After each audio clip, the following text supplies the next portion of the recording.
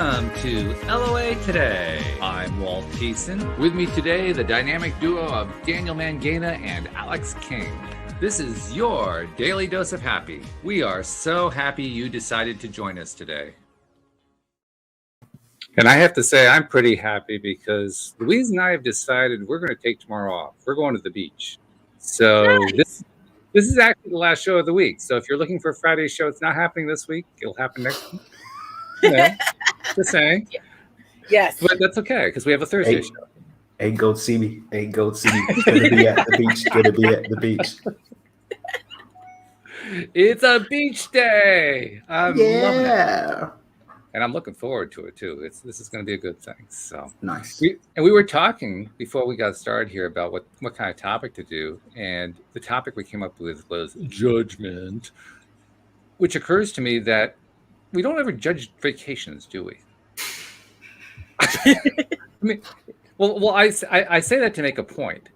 You judge the people on vacation. Well, perhaps, yeah. I try to avoid that, but I understand your point. Yeah. But you're Instagram scrolling and you're like, oh, I wish that was me. But what I'm trying to get at is we use the word judgment kind of as a replacement for blame. I mean, it's like the politically correct way to say blame without actually saying the word.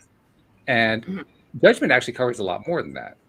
Like an example I gave a few days back was if you're judging a pie eating contest and you pick the winner, are the other pies to blame? Well, no, of course. They're not to blame. There's no blame involved. It's just are the other pies to blame? You know. And I just started hankering for pecan pie. There you go. I don't like pecan. But you see my point. Judgment is kind of a wishy-washy term in some ways. Blame is like, it's clear. Everybody knows what blame is. Judgment, well, I'm judging, but I'm not really judging. It's that kind of a thing. So that I just start the conversation that way by pointing out this is a tricky word. This is a word that isn't quite as straightforward as we think it is because some people mean blame and some people don't. So you got a story, Alex. Why don't you start us off with a story because we love stories. Okay, so I dipped into the contrast last week. A little bit more. You. Congratulations, by the way. No. Okay, fine. So there's an incident, and of course, it's revolving around wedding stuff. So what happened was one of the groomswomen I would like to no longer be in the wedding, and it's due to racial issues. So I'm trying to handle it the best I can, but at the same time, it's Kenny's relative. So, yeah. Okay, not really a relative, more like his stepdad's niece, like whatever. So she said some things that have made me uncomfortable. I confronted her about it. She said that they're not racial because they weren't directed towards me. And, yeah. Okay. For example, one of the that one before. Yeah, neither have I. So I was taken aback. And she said, give me an example. I said, okay, for instance, when I was showing you the jewelry I was getting for the wedding, you said, oh, your friend's pretty for a black girl. Ooh. I said, that was my reaction, Daniel. So I had let it go by. I mean, I said something to her that day, but I had let it go by for a couple more instances happen. Finally, I was like, you know what? I'm done. I don't want anything to do with her. She's clearly got racial issues. And Kenny's like, no, it's just da da da da. And I'm like, you handle it then, because I'm over it. And she told me that the pretty for a black girl should have been taken as a compliment. And I'm in the wrong. I believe that's called backtracking. It's called gaslighting. That's called backpacking into the land of nonsensity. Yeah, well, that's true. I didn't say where they were going. And lighting your way into that field of yes, yeah, with gas. You miss it with gas. Now, I spent my formative years in a predominantly white area, and I've heard some interesting stuff like that. But I can say from firsthand experience, she probably is convinced that she's not saying anything racially charged. There's nothing wrong with what she's saying. She is, because she's trying to convince me that that's not what's happening. And I'm like, but it is, though. Be a good darky and just play along, won't you? Right. So I'm just like, no. I'm all set. Wow. So how would y'all judge that situation? Yeah, we've got way past judgment. I'm not sure where we are right now, but we're way past judgment. No, because I'm totally judging her for this conversation. That's okay, why. all right. There's that. Yeah. Yeah, but you know, some people just, this is what they've got. This is the world that they live in. And that's unfortunately Kenny's argument is, look at who she was raised by. Yeah, but then, but if I'm telling you to do better and you're telling me, no, I don't have to because that's not what it was. Okay. All right. Well, I'm not then don't be in my wedding. Then don't be in my wedding. That's like. Oh, that was the thing. She was like, well, it's on top of a bunch of other stuff. But this is like the fifth thing. And I was like, no, now I'm done. Yeah. But you know what?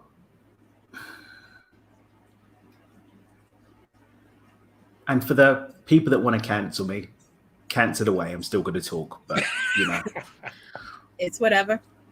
Ignorance is everywhere, and I personally feel that until we start stomping out ignorance as a whole, this is going to be allowed.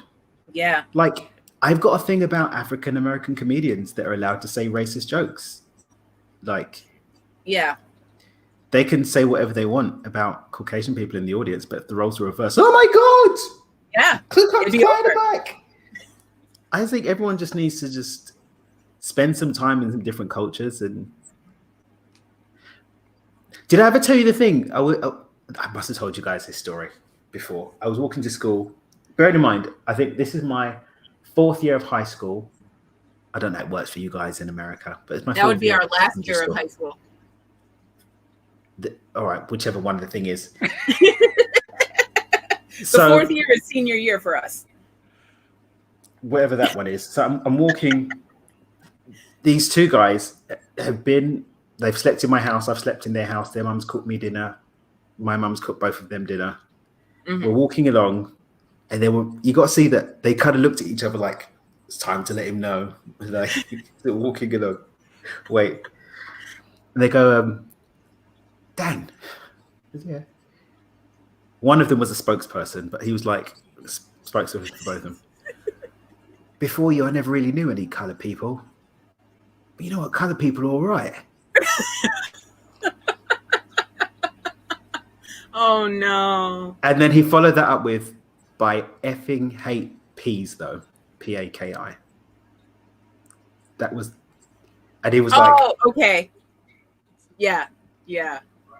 I was like, I had to receive that. How right. You don't know what to do in that situation. Like, what do you do? So I didn't know that I'd been the ambassador for Black people everywhere. Right. Right. Yay me. I was glad that some light had been shone into their lives, because now they're not going to perpetrate. Like, kids that I went to school with, I see them like out marching for the English Defence League and stuff like that. It was that kind of area. Okay. So being able to sort of disrupt and introduce something different feels wonderful. However, it's really scary that I had no idea that I was being, like, the entire Black race was being judged, determined based on you. Yeah. based on me. I was carrying the lantern. But for these guys, they had never been in a Black person's home before. Yeah. They probably hadn't had a Black person in their home before, hadn't engaged in this close quarter of people of color at all. Mm-hmm. And so it was, and this happened with, a girl I dated 5 or 6 years ago that I went into her house, and she told me afterwards, you're the only Black person that's ever been in the house, with the only Black person my grandma's ever spoken to. Like, wow. It's never happened before. So I understand where the lack of capacity to see things differently comes from. I'm not going to call it ignorance, because for me, ignorance is when you have the opportunity and deny. You offering her the opportunity to see it different and her rejecting that, for me, is ignorance, not someone that doesn't know any better. Mm-hmm. But she was given the opportunity to know better, decided not to take your feelings about something into consideration. Mm-hmm. It's like, she needs to get cancelled like Manifest. Yes. No comeback. That was quite a segue right there, I have to admit. That was great. I like that one. But yeah, those are my thoughts on it. I can actually appreciate the perspective of somebody who had not had interactions with a person of color before, because that was my experience growing up. It wasn't until high school, I think, that I even saw someone with a slightly darker complexion than most of the people I knew. So that was part of it. And then the other part of it was I grew up in the 60s and 70s. So all that I saw was racist. Everything. I mean, the whole thing was, so I had no context at all to work with. And quite honestly, I was terrified. I didn't know what to do. Of course, I didn't know what to do was also my byword for just about everything else in my life growing up. But nevertheless, it particularly applied in that area. And I remember the first few people I met who I got to know well, who were people of color. And I was, how do I explain it? I was not surprised that they were just normal people. And I didn't know how to make the connection in conversation to tell them that I was glad that they were normal people without insulting them. Thank you for not being an alien. We appreciate it. But bear in mind, what had I been taught? I had been taught all this crap, and I didn't know how to work past the crap. I had no experience with it. So that's why I say, I mean, I don't know necessarily how that particular person was handling it. I know what the feeling is. The feeling is being lost, totally lost. But I think what I just want to just throw out there is that doesn't just happen with people of Caucasian origin, right? Looking into people of Afro descent, right? Like you see it the other way around. Yeah. You see it from people in different parts of Asia with people of other parts of Asia, right? And here and there, and it happens everywhere. There's this segregation and this insidious underlining thing of promoting the idea of ignorance and closed-mindedness. I recorded a podcast yesterday with a mate of mine who actually I think will be pretty darn cool to come and hang out with us one Thursday. He's just cool. His name's Devo. Really cool cat. Yeah, he's just a cool cat. He's just a really, really cool cat. We're actually going to look at doing a live show every week because he's just so cool. We have great conversations. But we're talking about this whole thing of not applying our own mind and never taking the time out to actually do something different. Like, because we're not trained to do anything different. We're trained actually just to keep our blinkers on and hold up the status quo and not even explore there being anything different. This poor young lady, and I do pity her situation, she probably doesn't have the neural pathways required to actually discern there being anything wrong with her behavior, because that is the way humans are cooked nowadays. They're like little bio machines that go off into the world. They're programmed with social media, and culturally, most cultures even reinforce the stereotypes. If you look at every stereotype, a lot of stereotypes you'll see about different cultures, you'll see some aspect of their actual culture propagating it. Look at the Gangnam style. Look at that video. Right? Look at K-pop. Yeah. Look at hip-hop. Like, the stereotypes are pushed and promoted so that what the outer world sees is the narrative that they've been told is the narrative. Right. That's true. So where's the opportunity for the disruption? I guess one of so, like, for example, I mean, Jeffrey's put some cool books that are there to read, but you know what? I find them to be like shaming. Like, you're supposed to be shamed because you're white. Like, I saw this guy. Unfortunately, he passed away. He's just some guy I knew from Instagram. Unfortunately, he passed away. His kid did a post to say he passed. But during the whole Black Lives Matter thing, and he was interesting because he refused to give in to the white shaming, refused to give into it. Really, really fascinating guy. So like looking at his posts. And he had a picture of an East Asian looking young lady, like a child. And it's the quote said, I suppose that she's responsible for everything her grandfather did in World War II. Oh, wow. Wow. Yeah. But it's true. It is true. Yeah. Mm. It is. But here's the thing. We are responsible for what we do now. But if we're caught up shaming people for something that was done in the past, there's no space for people to start looking at doing something different now. We need like growth. If I'm saying, well, what are you doing? Well, when are you going to send me my reparations check? Right. Yeah, that would make an interesting conversation. Walt wasn't sending anyone to the cotton field. However, if Walt here is propagating the same energy, the same systems, the same mindset, and the same treatment of people of color as that, then there's something. If Walt wasn't open to having conversations that are going to move humanity forward, that's a different thing. For me, I treat this narrative, and I've done a couple of videos. I pitched an op-ed, but they didn't want to hear what I had to say about it because I wasn't speaking to the narrative. I did pitch a couple of newspapers with my thoughts on this. Wow. But yeah, I did, because it's like this nonsensical. Shaming is not going to help anything. It's like we're just playing in the same field. Yeah. And unless we stamp out racism across the board, including comedic racism of other cultures into Caucasian culture, including self-deprecating, including cultural, the propagation of stereotypes within a certain culture, nothing's going to change anyway. Doesn't matter how many times you give people a "Don't Be Racist" book, if the person who's written the book is then going to go and make derogatory comments about people of other races. Yeah. Like it doesn't make any sense to me. Yeah, make it make sense. It doesn't make any sense. Doesn't make any sense to me, but it's really nice to hear you say it. I felt like a lone voice in the wilderness sometimes. I want to take a moment to do some shout outs here because we got some people in the live stream saying hello. So hello to JB and to Nam and to Kelly and to Steve Rawl, who I haven't seen in a long time. Hey there, Steve. Steve in the house. Like, this is great. It's almost old home week. I love it. But thanks for the actually, Steve actually made an interesting point. He said the beauty is you can unlearn the crap that you were taught as a child, and that's true. You can unlearn it. Some people choose to, some people choose not to. If you choose if you choose to, you can unlearn it. But the environment has to support that. Right. Culture has to support that disruption. To some degree, at least. If you're trying to put someone under the cosh and saying you're responsible for something that happened 400 or 500 years ago, your healing from it is you feeling the shame of something that you weren't even personally responsible for. That's not expansive. Yeah.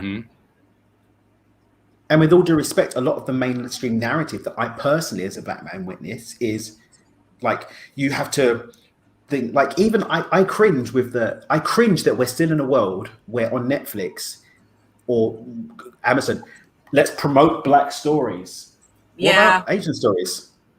What about white stories? Can we not just have some cool film? Can we not just have some cool films?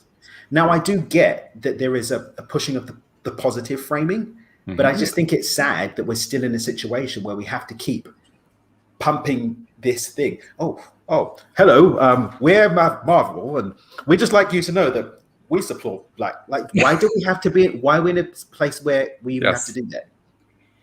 That's what I would love to see happen. Somebody was saying conversations as a whole. Somebody was saying the same thing about how we have different months for different things, and different companies will all of a sudden jump on that month. So like Pride Month, all of a sudden everything Target is rainbow. Everyone's a rainbow. Yeah, all the flags are out. It was like, but where were you the other 11 months? Like, come on. Yeah. It's like, really? I don't know. Sometimes I feel like we're living in a Robin Williams joke. I mean, that's the way it feels. Yeah. It's crazy. Oh, I heard a nice story about Robin Williams that I read the other day. Oh, what's that? It was very nice. So there was this contest that this guy, when he was like 10 years old, won a contest where him and 10 other friends would get to write Robin Williams letters over the next year, and he would write them back. Oh, so he was so excited, but didn't understand how it worked. So he was going to Disney World, and he swore that Robin Williams was in the genie costume at Disney World. So he brought his letter and he went to go give it to the genie. Apparently, Robin Williams was there that day signing autographs. So he went up to Robin Williams, gave him the letter, and he was like, "Oh, Keith, Yeah, I got your letter last month. And he cherished it for the rest of his life. And then with the day Robin died, he cried for 2 days. It was so sad, but it was so wholesome. Wow. Yeah. Yeah. That's beautiful. And I think that kind of points to the answer to Dan's question. I mean, Dan, you made a beautiful question. You raised a beautiful question. What's it going to take to get off this spot that we're in? I think the answer is along the lines of that. It's love. It's appreciation. It's people as people. It's just, I mean, I try to make it a point to just, except when we do this on the particular show today, I try not to get into anything that's racial. I try to just say, I'm not interested in racial. I'm interested in people. And I think of it that way. And I look at people that way, I mean, when with each of you, when the first thought that did not come into my mind when I first found out about Alex and Dan was, oh, they're black. Good. I can diversify. I can make the rainbow. Black History Thursdays. Black History Thursdays. It was like the last thought. Like, okay, well, great. Yeah, fine. But I was more interested in the fact that the reason I brought Alex on was because she knew about the law of attraction and she had a comedic background. And I wanted to have that. And I brought Dan on because I'd be stupid not to. Because facts. Where would we be today without Dan? Right. So, skin color? What? Where does that fit in? I don't understand. But I know it is for many people. I really do think, though, that the secret to the shift, and I think the shift is happening, I think the secret is in people who just treat people as people. I really think that's going to be the root out. Yeah. I mean, you used an interesting phrase, Dan, stamping out racism. How do you stamp out racism?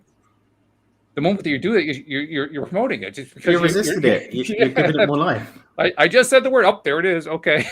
Yeah. So it's crazy. It's crazy. But going back to our original topic, this is I mean, we start off with a topic and then we just take it like to the nth degree, But racism is the ultimate form of judgment, isn't it? I mean, is there anything that's more extremely judgmental than racism?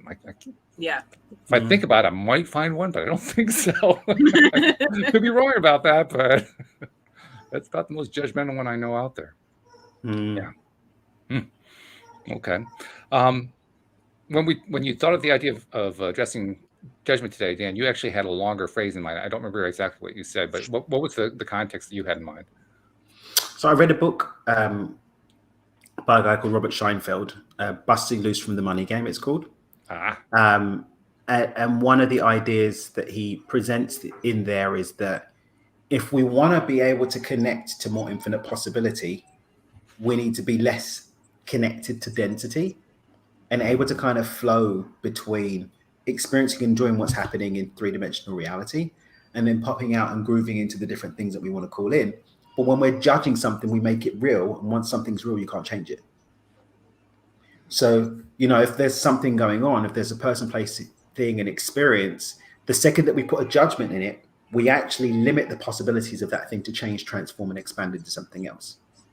So when I'm judging a person, oh, they're this. I've just locked them into that in terms of my experience. And in that situation, that relationship evolving, or the variation of that person that's available for me to experience limits, because my judgment has made them really this person. It's by releasing the judgment, I give them the freedom for me to be something else that I can witness.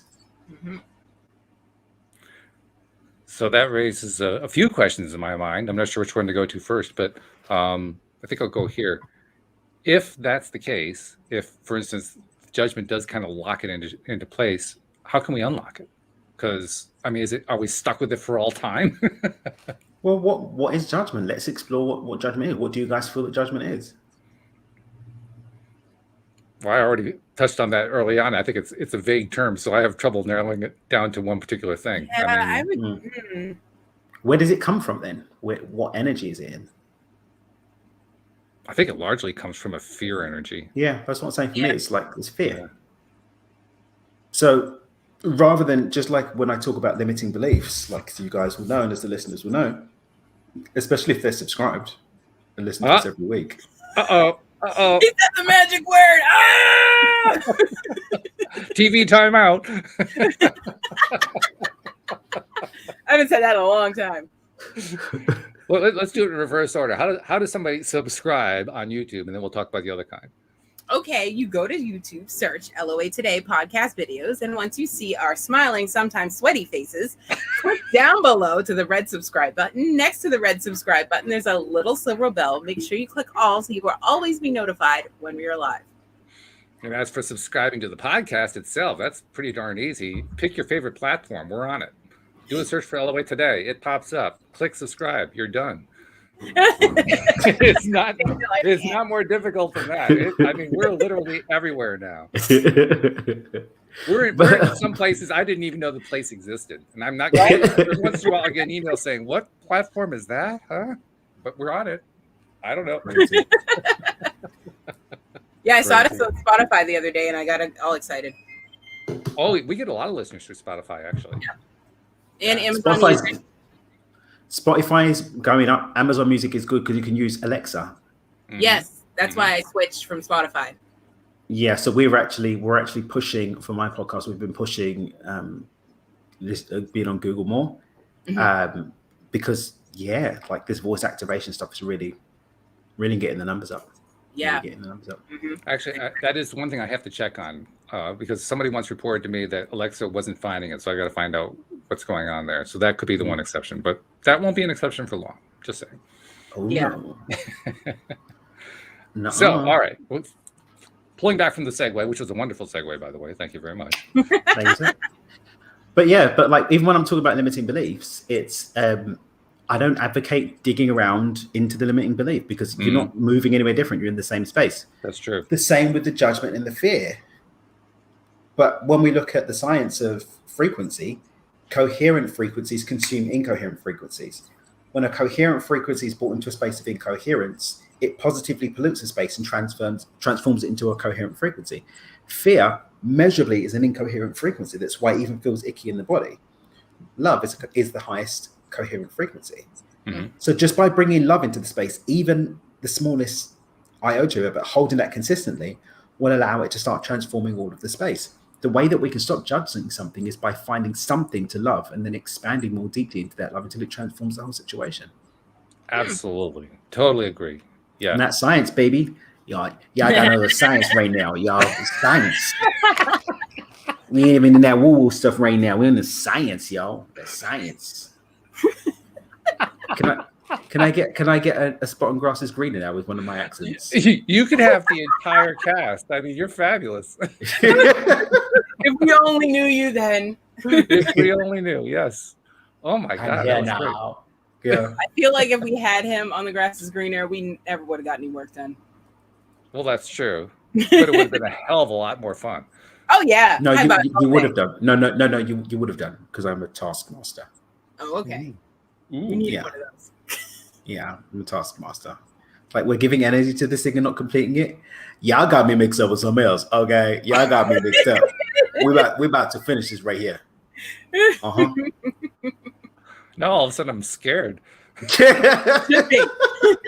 Was it the African American twinge of my accent? Yeah. That's what it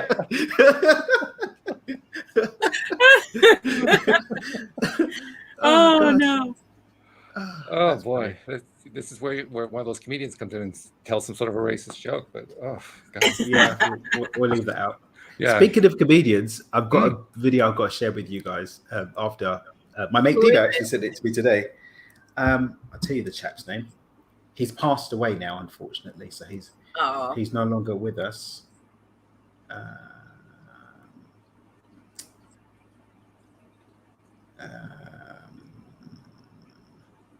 George Carlin. Oh yeah. There's a clip called "Saving the Planet," where he talks about the fact that the planet's going to be just fine and how ludicrous it is that we think that we're going to damage the planet with our plastic bags. Yes. Yes. I don't remember that one, but he. Oh no, it's great. It's great, Alex. It's amazing. In fact, I'm gonna pop it in our chat right now. Carlin was one of my very first favorite comedians. Same. When he first came out. Yeah, he was just. He was one of the only. One of the only comedy acts I actually it was saw. A long time ago. But he was great because he was so outside of the norm. Yeah. My dad. I was in stitches the whole time. I was in stitches the whole time. Like, I was like, what? Mm-hmm. It's like the Earth's been here 4.5 billion years. We've been here maybe a couple 100,000. And we're like, we must save the Earth. He's like, that's such an ego-driven thing. We must save the Earth. The Earth's going to be fine. You're going to be dead, but the Earth will be fine. This is how Earth is like, you're going to save me. You're going to die. I'm going to be just fine. We're going to just purge you. Like, yeah. It's Like if the water rises, I'm going to be here, but you're going to be swimming a very long time until you die. But we'll be on some water world stuff, right? And then you probably kill each other because you're stupid. But I'll be fine. Mother Earth's just like, yeah, I don't even know. That reminds me of the one of the funniest Mother Nature scenes, I think, is from Santa Claus 3. Have you guys seen that? I don't think I've seen number 3. I can't. Is number 2 when he gets a girlfriend? Yes. And number 3 is when they have the baby. Oh no, I haven't seen that. Okay, because Mother Nature is in that one, and she was like, "Santa, don't mess with me. I'm pre El Nino," and I was just rolling. I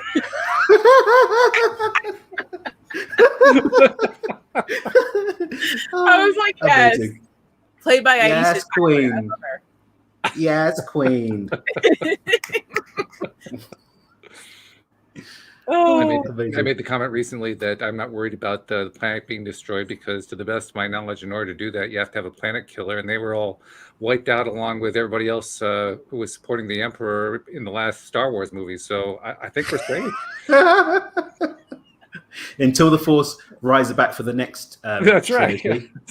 But then they have to build another another planet killer. They have to build another Death Star, and until they have that one, I think we're okay. Yeah. Yeah, I'll be dead. I'll be fine. Yeah. Have some time in a Jar Jar Binks before that happens. Yeah. Yeah. Although I don't know, according to the weather today, this is some sort of August. Let me tell you. What's happened for you? We had flash rains this week. Rains. Yeah, we had flash rains too. Yeah, it rains here like anything from 10 to 15 days of the year. It rains. Yeah. That's it. And it only rains normally September, a little bit of back end of August normally. But like you get like a day or two, then nothing, then a hurricane, then back to sunshine. But everyone loses their minds because there's no infrastructure to deal with the rain, so it just goes a bit bonkers. Yeah. That's kind of like living in the north, but toward the southern part of the north, where there's no infrastructure for handling snow. It's terrible to watch. Yeah, but you have snow a lot. I don't understand why. But if you're in, say, the middle part of the country, say Virginia, or that section of the country that isn't used to getting large amounts of snow, they've been getting a lot of snow lately. But most years they go crazy. Or like what happened in Texas. Yes, I was just same deal. Mm-hmm. Same deal. Yeah. They're just don't know how to handle it. And they don't have the infrastructure to handle it. Well, if they pledged allegiance and supported democratic policies, maybe. I'm judging right now. Very nicely, I might add. Judging Texas as a whole. Judging Texas as a whole. Yeah, I think there's a lot of judging of Texas going on these days from a lot of different camps. So you're not alone in that. Texas is an interesting place. I've only been to a couple of places in Texas. I'd like to just explore and understand Texas more because it does seem to be a very special place. Yeah. It is. And it's a lot more diverse than people think at first. Not everywhere, though. Well, not everywhere. Let's be honest. Not everywhere. Let's be honest. Southwest Texas. If you take the thing as a whole, there's a lot more diversity than it gets credit for. I've been to Houston and I've been to Dallas thus far. Okay. But I'd like to explore some wider areas of Texas to understand the Texan spirit. We both need to go to Austin so we can go see the British Beer Company. Not British Beer Company, that's out here. What's it called? Family Business Beer Company.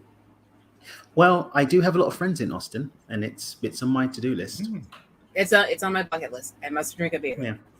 That is where Jensen Ackles has his brewery. Of all the gym joints in all the world, them in mine. Yes, we're full of judgment today. Yeah. Well, we're being true to the topic anyway. Yeah. True. But look how the vibe's raised. How can we be in this space and be disempoweringly judgy? And I think that's really the key, because what we're talking about here is, among other things, how do we break out? How do we shift away from it? We don't break out. We float up into a higher vibe. Yeah. That's what we do. And it works. It's very effective. Mm-hmm. We love free. We don't break free. We love free. Yes. I like that. I love that a lot. Mm-hmm. Because that's exactly what it is. Funny thing is, too, when we find ourselves exploring the love frequency more often, the judgment stuff goes away. I mean, it just kind of, it doesn't go away completely, but same thing. It becomes very unimportant. Let's put it that way. Mm-hmm. It's not part of the conversation anymore. It's kind of, oh, yeah, it's there. Yeah. Okay. Yeah. That's fine. I appreciate that it's there, but I don't really care about it anymore because I'm in the love place. It just kind of goes away on its own. Mm-hmm. Which I think is probably the best argument for love being the solution. Yeah. Love is the answer. Mm-hmm. It is indeed. To the question, is it love? How about the question I brought up at the beginning of the show? Because I pointed out that judgment isn't always blame, but we tend to treat it that way. And I guess the question, like I've asked that a couple different ways, but I'm going to do it this way. If we are talking about things in terms of judging, are we doing these subjects a disservice because we mean one thing, but we don't necessarily want to say that one thing? Because that's my perception. I think that we tend to use the word judgment instead of blame because it sounds more politically correct. But we really want to mean blame, but we don't want to say it because it's not really nice. So we say judgment. Cannot compute.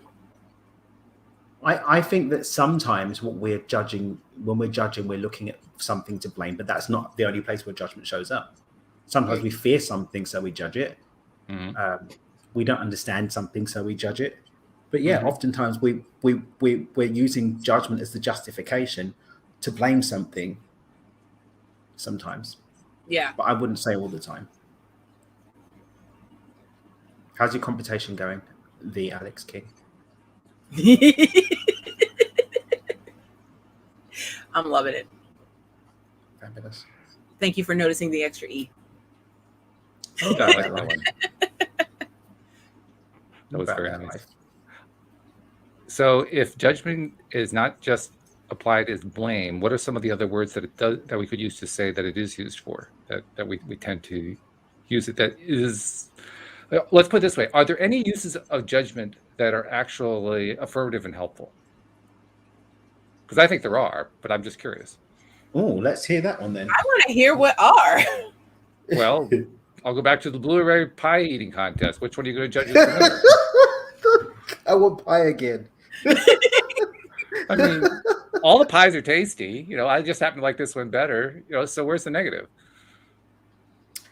I think it comes down to the energy with which we're making the judgment. And are we making a judgment for our own discernment, or are we making a judgment that we're putting on someone, something, or somewhere? Yeah, there is definitely a pitching of energy, shall we say, where judging is concerned.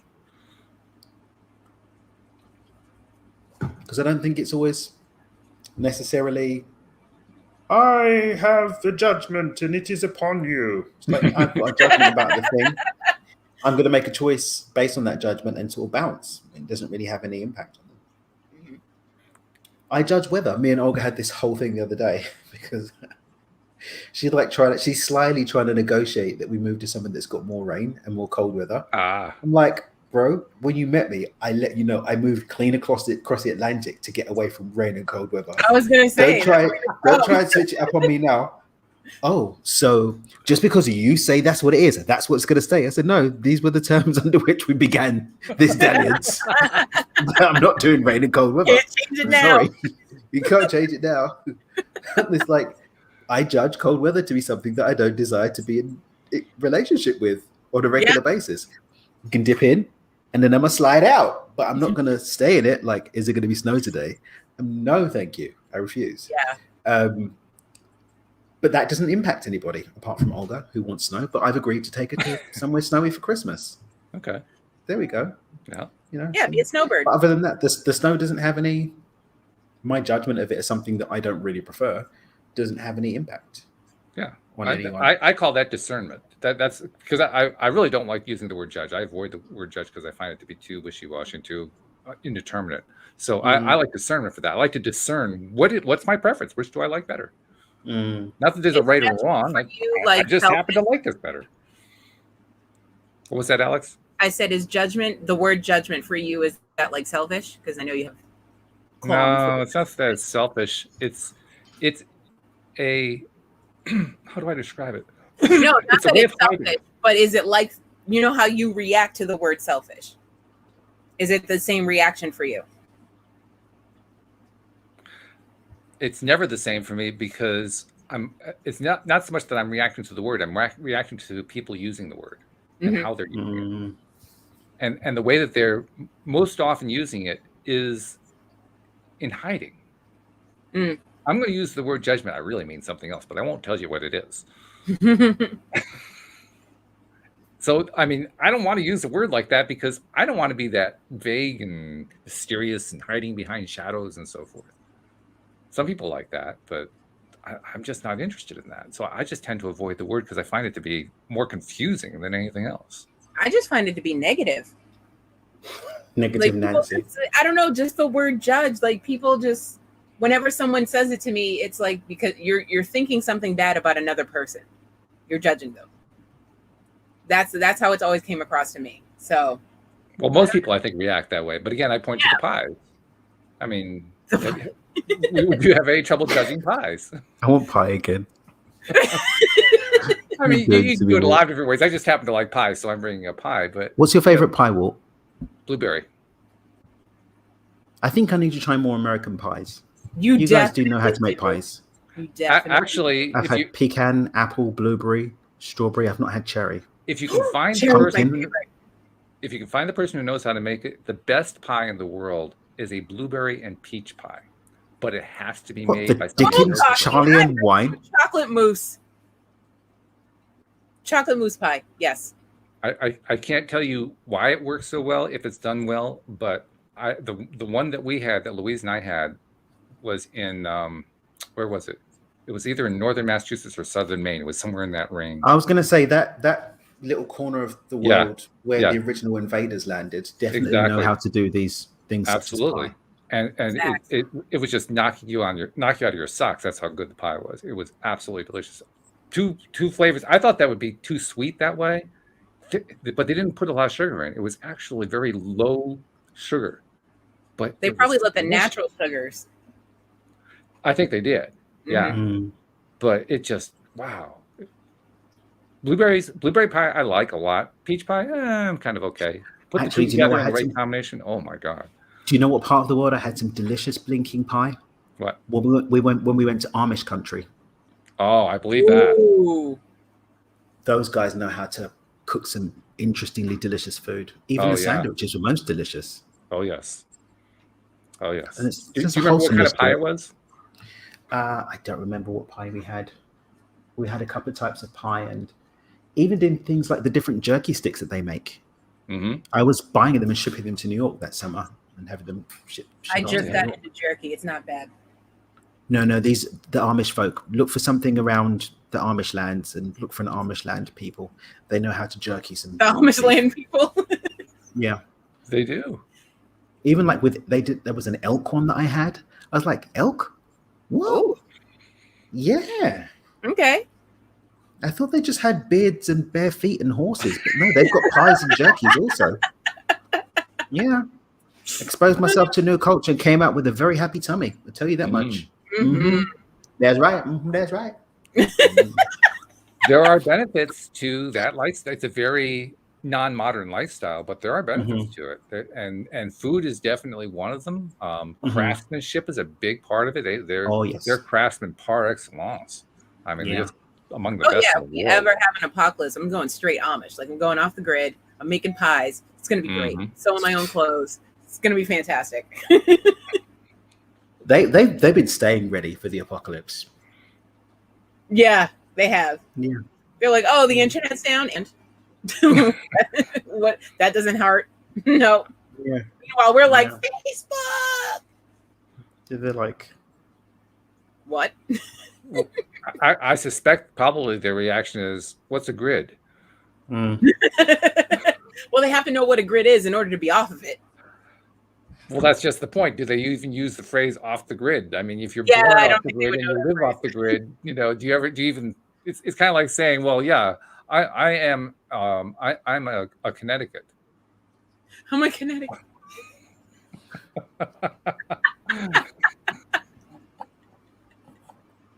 I mean, it doesn't make any sense. No.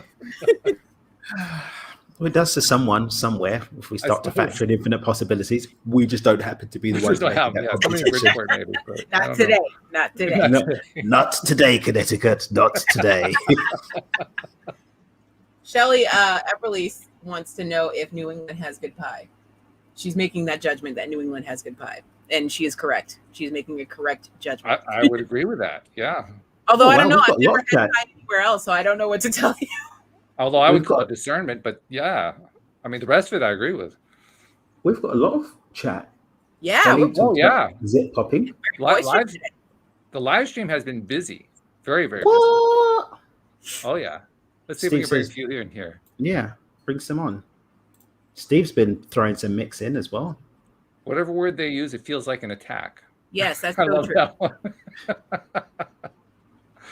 Because that's what often happens with some of these conversations. I mean, I would have this conversation with you guys because I can trust you guys to not go off on some crazy thing. But did you ever see that meme? Did you see that meme, Will? Because what? There's a meme. It's like there's a meme, and it's like, I like oranges. So what you're saying is that you've got a prejudice against all apples and other fruits, and they've done something to you. No, I just said I don't really, prefer oranges. Oh, so what have apples done? Eh? What about the spirit of their ancestors? Eh? They make good pies too. All fruits matter. All fruits matter. So anyway. But that's what I feel like sometimes that happens. Oh, so yes, there's a comment from Jeffrey. I don't even know where to go with that. Well, here's an interesting one from Shelley. We judge for survival and for connection. What do you think of that one?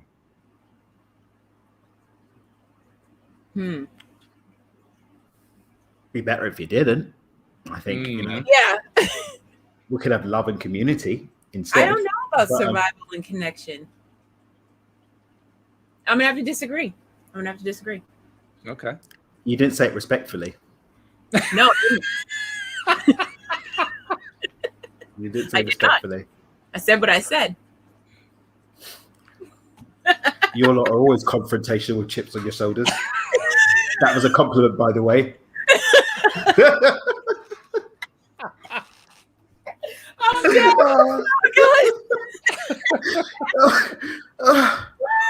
I had to do it. Come on.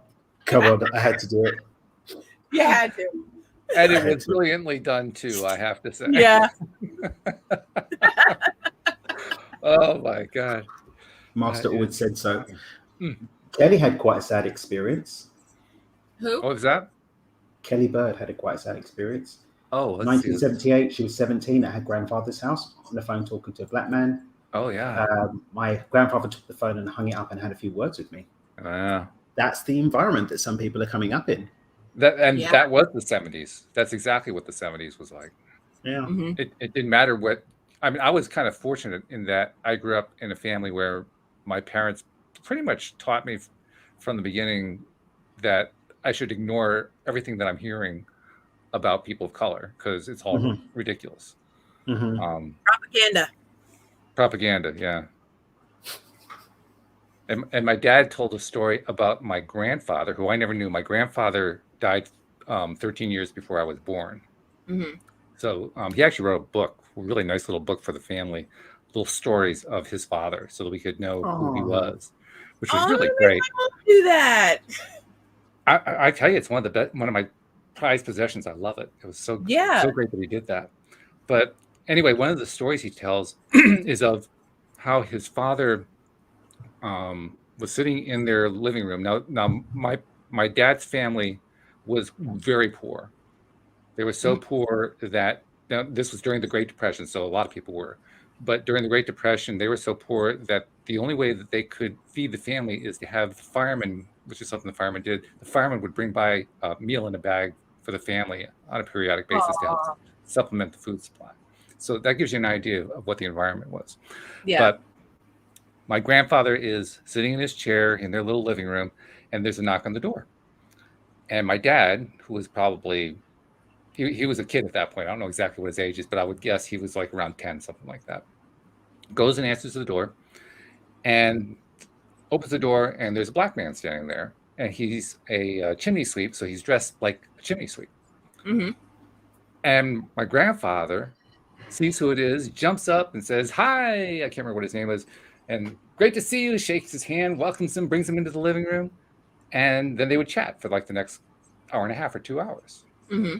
That's how my dad was introduced to race, through that. And that became a storyline that got passed down in my family. Well, that's good. So yeah, it was good. So I had that as I was growing up, but that was the lifeline, because the rest of the limited experience that I had was what came through the television.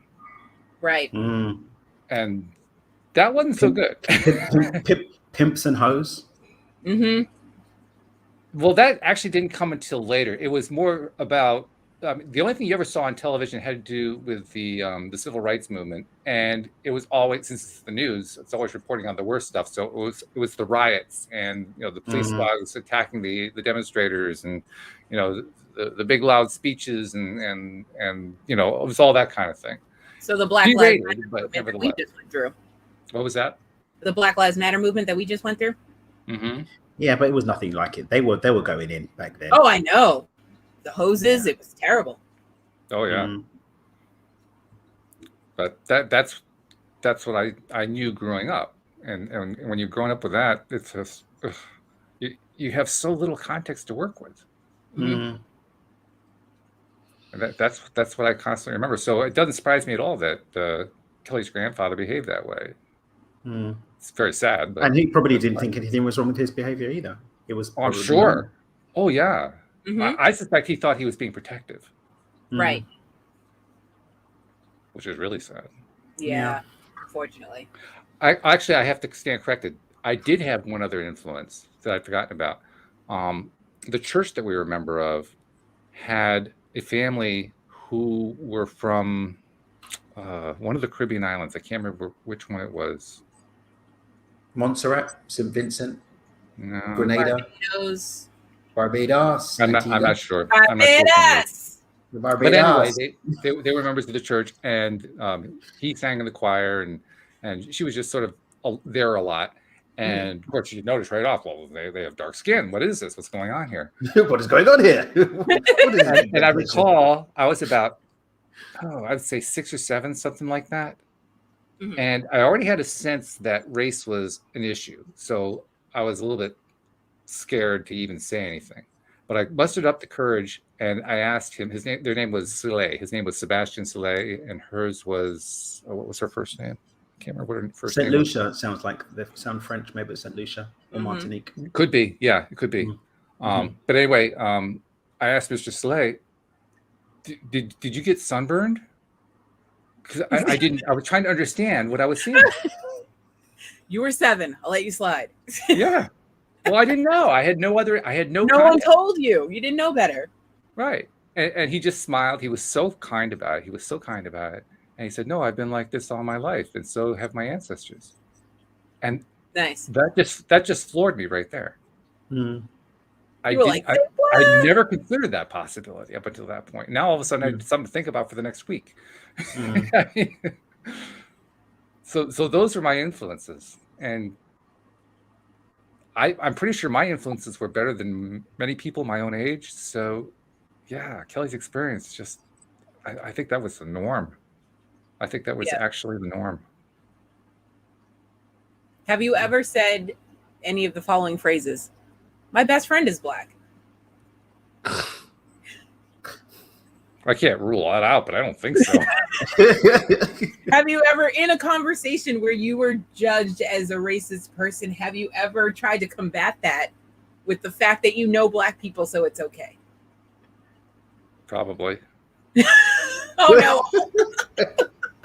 I was like, that sounds like a possibility. Wow. I mean, seriously, I honestly don't remember. And the reason I don't remember is it wasn't that big. Thing, though. People think that like validates them. Oh, they're like, oh, like my father-in-law got into an argument at a gas station one day, and the person, these people, it was a black person and a white person. I don't remember who was who, but the white person called him racist, and he comes back with, "My son's wife to be is black." Yeah, I saw it. So how could I be racist? And I'm like, right there, Jay, right there. We need to work on this one, bro. We got to have a meeting. We got to talk. Yeah. Because if I'm going to be the poster child for this family, have you got your black relative? How to survive the racial apocalypse? It's 10 o'clock. Do you know where your black relative is? Do you have a child or sibling that is unattached? Consider marrying them to a person of color. The racial apocalypse is coming. Have you seen Woke? Alex, have you seen the show Woke yet? Yes. Not the entirety of it, but I've seen a couple Watch of it. Also, you will enjoy. I watched the whole thing in one day. Okay. Back to back. All right. This is I didn't tell the truth about why I went to bed early, just so I could watch it in peace and quiet. On my phone. I'm telling. On my phone. I did it on my phone. You lying. You people always lie. So take that as a compliment. It's great. No, because it explores some of these ideas from an interesting angle. So I think it would be yeah.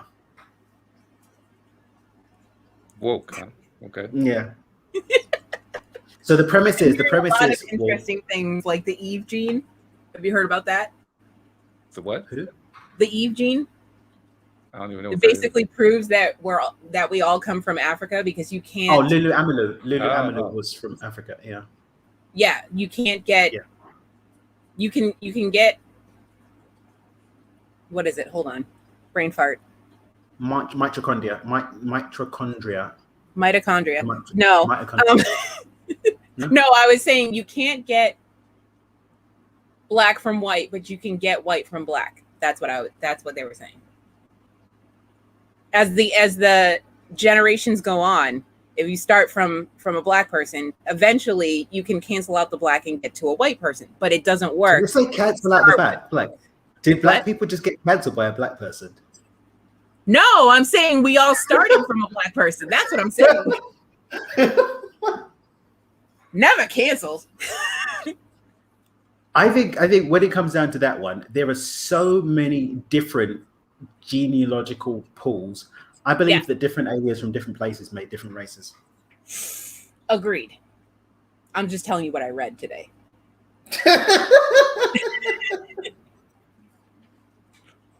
I don't even know what to say here. I really have no idea. Well, watch the show. Press all the buttons. Watch Woke. I'll watch it for sure.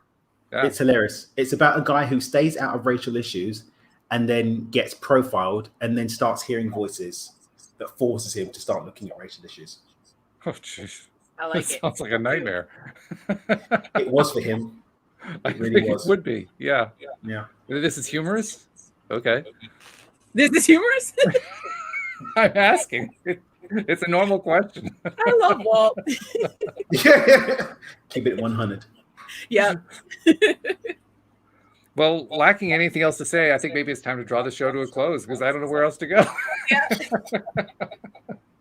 But this has been very educational, very useful, and I still don't think I'm going to use the word judgmental, but at least I have a better idea of why not. So that's something. Oh, yeah. Thank you guys very much. See you guys next week. Thank you very much to the people in the live stream for all the contributions you made. And thank you especially to our podcast listeners everywhere. We'll see you all next time here on LOA Today. Goodbye, everybody.